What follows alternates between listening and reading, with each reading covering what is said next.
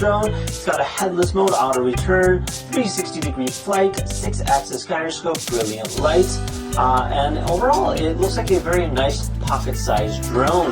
Now it does have video and photo function, so that is cool, and you can go ahead and control it via remote. Let's open it up.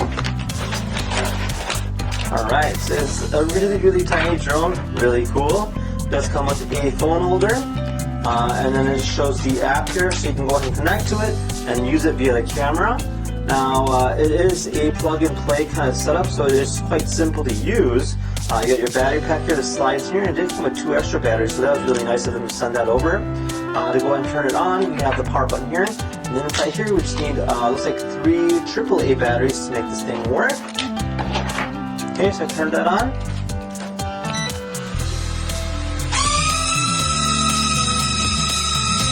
Look at that. We got ourselves a little drone here.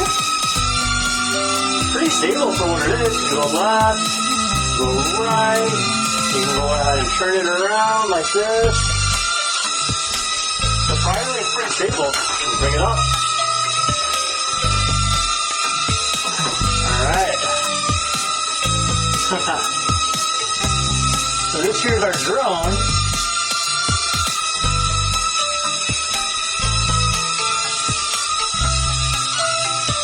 Now it does have a camera. You can land it by pressing this button here, just like that.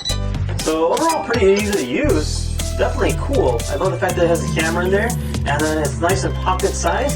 It does have some guardrails on there, so it won't crash into anything. And yeah, you can go ahead and just take this wherever you want. Pretty cool.